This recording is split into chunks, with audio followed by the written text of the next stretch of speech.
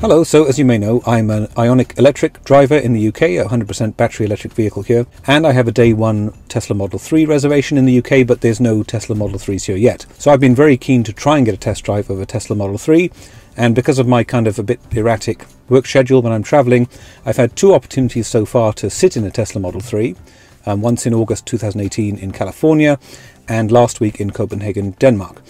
And I failed both times to get a test drive of the Model 3, but I really do hope to get one soon. So in this video I'm going to talk about, why did that happen? Why wasn't it possible for me to get one in Denmark when I was sitting in a Tesla Model 3? And then I'll talk a little bit about we may be moving, and what do you do if you kind of enjoy your EV at the moment, but you're moving somewhere where you don't know what the support for EVs is like, and don't even know how you're going to be able to kind of keep things going with a zero emissions transport kind of lifestyle. So that's what we're going to talk about in this video.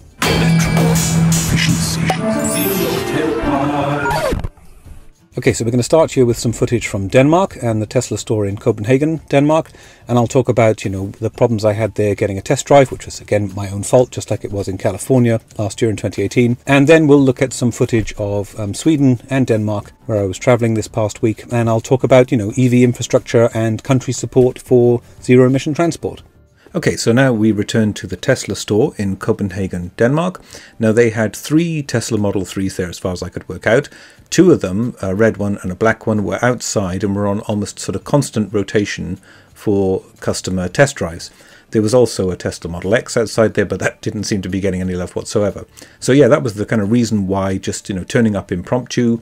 I didn't know I was going to be there. It was a bit of a schedule. I couldn't get a test drive. There was a lot of interest in the cars, and they were pre-booked up for these 30-minute test drives for 2 to 3 weeks in advance at least. So I just took the opportunity then to sit in the car and to spend a bit more time than I did when I saw it in California, looking at the various features. So again, the rear screen, the size of it, the sheer size of it when you sat there was quite surprising. I fiddled a bit with the seat, putting it up and down. And I was quite surprised with the seat on the highest setting. I still had headroom, but then again, I'm fairly short, 5'8", 9", about 1.75 m. But when I put it up to the full height setting, my knees were literally in the steering wheel. But that's how it goes. At the back, it's still happy that there was lots of leg room. This time I had a lot of problems opening the rear door. I don't remember having that problem in California, but I think in California a lot of people were opening the door kind of for me as I was getting in and out, because there was so much eagerness to see the car. Here, I found that, the kind of pivot point and the kind of mechanism there is a bit fiddly. Also with the sort of trunk, the boot lid, yeah, I don't know exactly where you're supposed to grasp with this. With the carbon fibre spoiler, it was kind of okay to put it down, but it's, it's not that it's heavy or stiff, it's just kind of a weird design. There's nowhere to put your hands.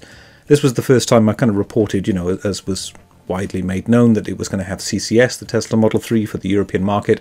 This was my first time seeing it, but having done my test recently in the IONIQ, where I was pouring water into the charge port to see how it would drain out, I was curious to see, these look like kind of drain holes in the CCS port. So hopefully, there's kind of water sort of safety drainage out of that charging port with the car there. And then this time as well, I saw the Performance Model 3 in the showroom. It was there was some parked outside when I saw Model 3s in California last year. So I got a real chance this time to look at, gosh, I mean, just look how beefy these brakes are on the Performance Tesla Model 3, particularly compared to something like the IONIQ Electric, which I know is a kind of very different class of car, but gosh, those are some really beefy brakes on the Model 3. Sitting in again this time, because I had a bit more time and space and there weren't so many people around it, I got a much better close look at these the air vent design, the engineering of that, to get these sort of two intersecting curtains of air to direct the air in the front, at least, over the passengers in various ways. And I also noticed that the software had been updated since I sat in the Model 3 last year to make this a bit more sort of intuitive and obvious on the screen as to where the kind of airflow is going. And I turned it up manually to the kind of maximum setting here, set at 10, and I could actually feel the air on my face this time. Last time when I was trying it in California, maybe because I was hot and blustered, being a kind of Welshman in a hot environment, I couldn't feel it last year, but this time I could. The other thing I noticed was the software had been kind of updated since the one I sat in last year. I know this whole kind of YouTube channel is dedicated to following all the different updates, but accessing the camera, accessing other features, and in particular accessing the kind of the energy history and so on seemed to be different and better than the last time I looked at it. Yeah, the main issue, though, of course, with the Tesla store, and the main thing I was talking to the Tesla employees about, was the price, really, and price and availability, but particularly this taxation situation that there is in Denmark. If we do happen to move there, there is a kind of import tax of about 10 or 13%, then a value-added tax of 25%, and then a kind of registration tax, which for normal kind of petrol cars, like this van here, is 150%. So that can add 180% to the car, and is something you really want to know if you're thinking about moving to a country like this. And this kind of issue of, not knowing some of these situations and having to look into these things with electric cars, depending on the different places you live in the world.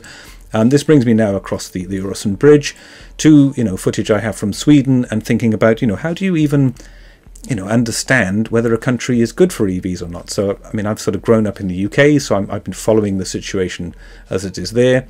And then as we take the sort of train here into Sweden, you start to think, well, what kind of markers do you look for, without doing a lot of research about policy and incentives and so on? What kind of markers in a society give you an indication of their kind of attitudes towards more sustainable or zero emissions transport? So is it, the number of people walking around in sort of pedestrianised areas? Is it the availability of and the obvious kind of usage of cycling? This is a sort of cycle park in a train station here for that. Latest trends like the kind of electric assisted scooters. Looking for usage of, slightly greener buses. We see one here pulling off from the station, this kind of infrastructure for mass transit, for public transport. What kind of things do you look for? Do you look to see if you can sort of stalk a few EV drivers driving around in the latest EVs to see if these kind of latest models are coming into countries? Do you look for public charging infrastructure and actually, whether people are using it when it's available, or, if there's a company using it here? And now we're skipping again to Copenhagen, Denmark. This is the train station there. Again, obvious use of bicycles. Is that a good thing? Then there's bicycles sort of blending into public charging stations that seem to be this kind of some sort of rental firm there, the Drive Now thing, where presumably in the city you can rent an electric car. It seems to be a fairly good marker of it. Other public charging points here being used by, a Leaf and so on. One's here being used by Renault Zoe. Little happy pigeon walking past. And companies also promoting this is kind of Segway tours here, and there's obviously using an electric vehicle to do that, and there's obviously some sort of private electric vehicle ownership in the area. And another thing that kind of really dawned on me this time, and I always find travel very kind of reflective, and I end up thinking about things a bit more than I do at home with kind of family chaos and so on.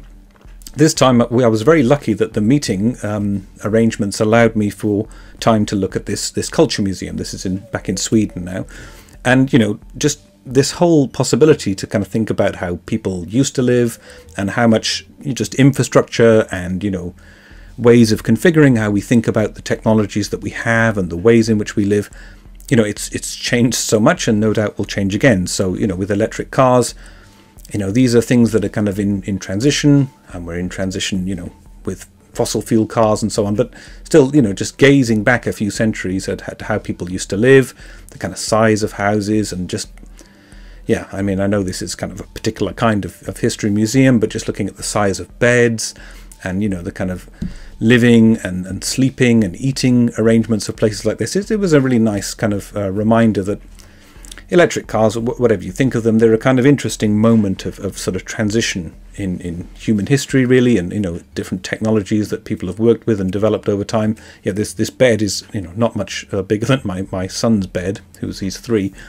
Yeah, and again, I always like these kind of European hearths, where they used to kind of heat the house with this kind of thing. So yeah, it was nice looking around this museum, and these kind of different reproductions of different styles of houses and ways of living. And it's just an interesting time to kind of reflect, considering I'm having a kind of transition moment in life where we might be moving out of the UK, on what we think of ourselves and what we think about the kind of the world that we live in, really.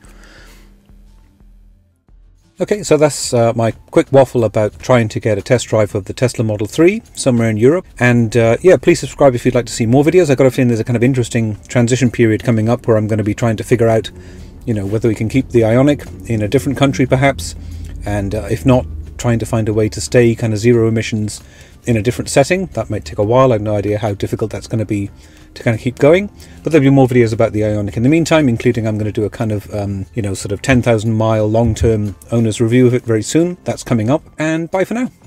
Oh, and one last thing, you might notice I often have my kind of car keys around my neck here. This is not a very good idea at all. I started doing this when I was traveling a lot in the United States for work, and I didn't want to lose my hotel key and rental car keys, hire car keys. The airbag, if you're in an accident, can compress this against your ribs, your chest, and so on.